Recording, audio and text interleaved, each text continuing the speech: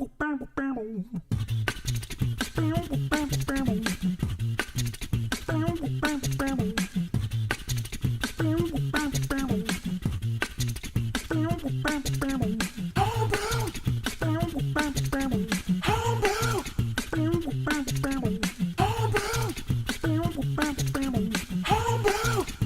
watching Homebrew, hosted by Big Secu at secu.com.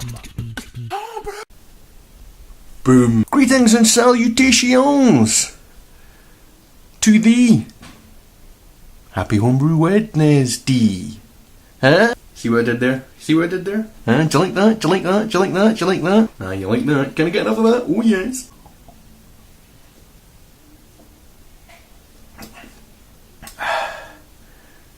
Label out. So, this week I've got my list again. Look, there's the lassie with the wee dog on top of her she's writing whatever the hell she's writing. What is she writing? Time for tea. She's colouring stuff in. It's a little kettle there with... Okay. Right. First up, hopped vodka. It's been dry hopping for a week. That's the result. I have racked it out of the 5 litre bucket that I put it in, and I put it into this bottle initially. I put it in the fridge, and I ended up with a little bit of sediment at the bottom, just the majority of the hop material that had come through the bag, and I've just poured it back into the bucket, and then rinsed out the hop material and then poured it back into the bottle. So here it is. This is the stuff. Smells very, very hoppy. It's Cascade that I used. As you know, I'm not drinking till Saturday. But, as a heavily bearded man with his face covered in hops and malt dust once said to me, "Would you like a beer, Ewan?" "Yes, please. Thank you very much." No, wait, that wasn't it. It was, there's a difference between drinking and sampling. So I'm going to sample. And when I say sample, I mean sample, okay? I don't mean have a drink and then say it's a sample, right? So, there it is. There's the hopped vodka. Now, it smells very hoppy. I'm going to have a very, very, very tiny sip of this.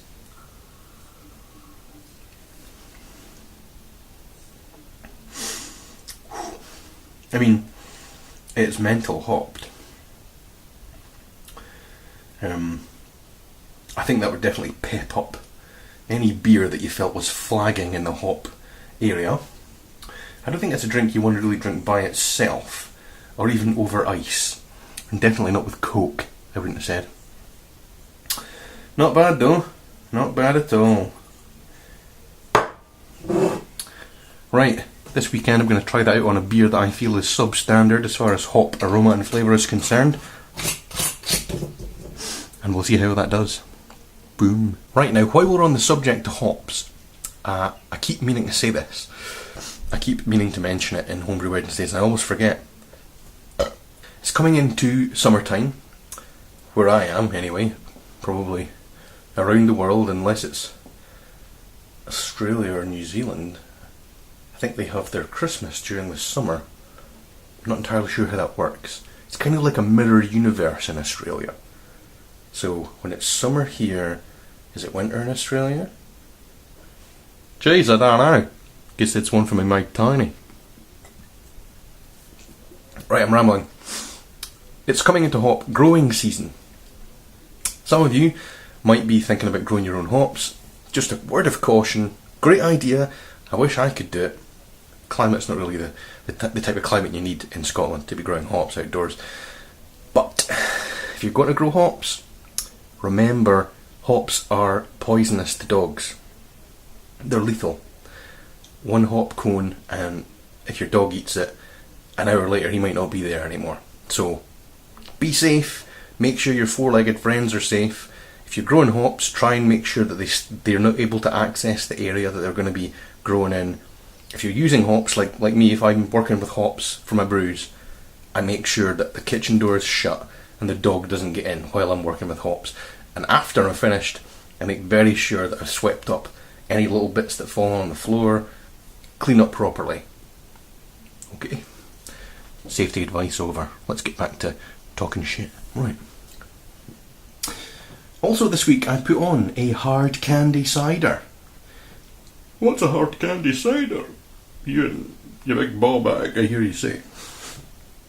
Well, it's basically a cider that I have put boiled sweeties if you're from Scotland or the UK or various other places, or candies if you're from North America, possibly Australia, rest of Europe, I'm not sure what you call them. This is what I'm talking about.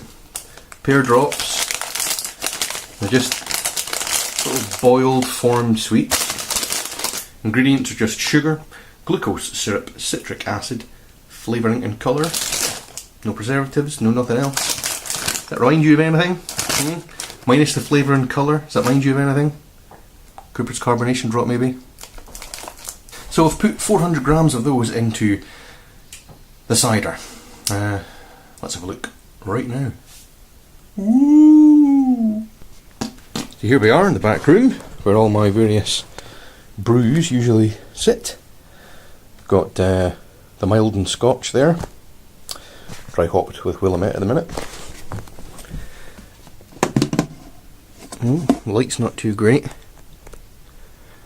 Well, you can see. You can just about make out that there's hops in there.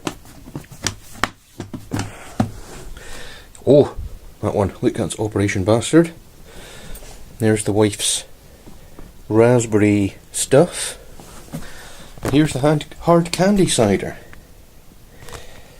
And look, you can just kind of make out all the sweets, all the little boiled sugar sweets at the bottom there. Some of them haven't quite dissolved yet, but the majority of them have. And as you can see, it's kind of formed like a layer of liquid sugar at the bottom, and rather than the yeast, as they normally would be, sitting on the very bottom, they're kind of sitting on this layer of sugar that you can see there. Yeah, it's fermenting away. Going well. Looks pretty good, smells pretty good. I'm hoping that the yeast will eat all of the sugar in there regardless of it not being dissolved entirely. I did on Operation Bastard recently. One of the ingredients wasn't entirely liquid and the yeast liquidized it, so I'm pretty sure this is going to do the same. Also upstairs I've got Operation Bastard sitting, as you saw, the mild and scotch, and that raspberry turbo cooler thing that the missus was on at me to brew up for like 3 months since I bought the juice in a supermarket one day when it was on offer. Label out. Label out. Also, I'm proud to announce the next Big Secu Visits series is coming up soon. Arrangements have been made to visit Brewmeister in Keith in Aberdeenshire, Scotland. Now, for anyone who hasn't heard of Brewmeister, here's their web address. Bing! Brewmeister is run by a guy called Lewis Shand and his partner, who, forgive me, whose name escapes me at this time. Smack breast. So, Brewmeister are the current world title holders of the strongest beer in the world. 65% ABV on their Armageddon Ale. So, that's arrived at by a process of freeze concentration, the same way that I would make Applejack, or the other company called Brewdog make their high strength beers as well. So I'm going to be going up there at the end of the month, and we're going to have a look around, look at all the operation, speak to Lewis, and have a look at his beers. Hopefully have a bit of a taste. I'll get some stuff together for Lewis to taste. Some of my home brews, ones that I feel proudest of, to be able to hand over and say, please try this home brew, I want you to like it. Yeah, and that'll be good. And we'll have a look at his Armageddon. Maybe he's got a bottle kicking around. We can have a little totty wee taste out of. Because I've got to drive there and drive back, unfortunately, so I can't, you know. It's always the same, isn't it? I've got to drive to these places. I don't have a tour bus or anything, you know. No. Also at the weekend I'm going to bottle up Operation Bastard. I'll be bottling up the Mild and Scotch. The Mild and Scotch, that's a cross between, or sorry, a combination of an English mild kit and a Scottish heavy kit. Interesting combination, eh? It's almost like a big hairy Scotsman came along and saw this wee English timid mild lassie and said, "Oh, you wee timid lassie, I want to get to know you better. Oh, aye." "Oh, well, I don't know, you're awful big, you hairy Scotsman. Well, maybe you could take me out for a baby sham." And they went out, and he got to know her very well, and a beer was born. Or something like that. Also, look at what this is. It's my yeast, harvested yeast. Remember the yeast harvesting video I did on the Sierra Nevada Torpedo? This is the yeast. I'm still using it. I've just used it on the Mild and Scotch. I used it on the malt liquor. I used it on Dundee City Banter. Although technically, I was using it to culture, using that beer to culture this yeast rather than using this yeast to brew that beer. Same difference, I suppose. But I'm still using it. I really like this yeast. USO5, I suppose, if that's all it is. But it was free to me. Free! That means a lot to a Scotsman. Also this week I bought a new bottle capper. Look, here it is. It looks like a big moustache, doesn't it? "Hello, I'm Wing Commander CQ. So the reason I bought this one, because if you're a regular viewer, if you've been with me for a while, although maybe not, if I've got a lot of new subscribers recently, I got a bottle capper off my friend Ashley, who's a home brewer, that I met because she started watching my videos. And she gave me one, but it only does certain types of bottles, because there's a gap when it's fully closed. There's a slight gap between the bell, if you like, Bell End Brewery, the bell, the bit that squashes the cap down, and the bit that pushes the beer bottle up into the cap. So this type of beer bottle, with a squashed head, I couldn't cap bottles like that. But this one does. This one will do it. No problem. So, £10.50 out of a local supermarket that does homebrew stuff.